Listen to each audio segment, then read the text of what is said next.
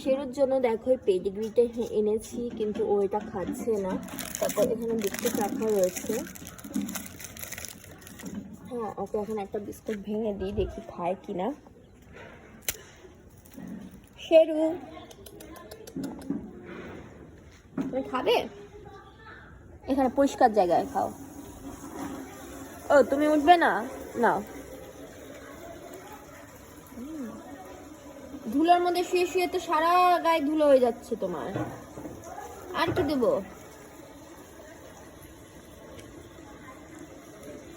ওরে বাবা, তুমি এইভাবে খাবে? দেখো ছাদের মধ্যে থেকে থেকে সারা শরীরেও ধুলো পড়ে গেছে, মানে ধুলোর মধ্যে ওলট পালট খেলে যা হয়, ধুলো পড়ে গেছে, কি যে বলছি না। হ্যাঁ মামি, ইমা ওরকম বালতিতে। এই দেখো বন্ধুরা আমার মেয়ের অবস্থা, হ্যাঁ আমার 4 বছরের মেয়ের অবস্থা দেখো, বালতি ভরে জল নিয়ে আসছে। কোথায় নিয়ে যাচ্ছ জল? গাছের ওইখানে গাছে জল দেবেছে তাই? তো তোমাকে বয়ে বয়ে কে আনতে বলেছে? তুমি একটু বলতে পারতে যে মা আমাকে একটু বালতিটা এগিয়ে দাও। আমি স্ট্রং হয়ে গেছি। ও তুমি স্ট্রং হয়ে গেছো? ওরে বাবা, যাও যাও যাও, very good very good, you are a strong girl. তুমি বিস্কুট খাচ্ছ?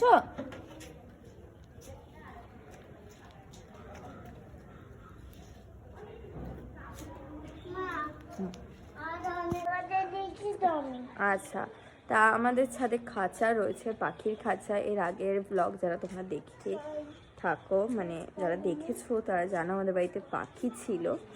তা বদ্রি রেখেছিলাম, তারপর আরেকটা কি যেন বেশ পাখিটার নাম একটু ব্ল্যাক কালার, একটু অ্যাশ অ্যাশ কালারের। তা সেজন্য খাঁচা আছে।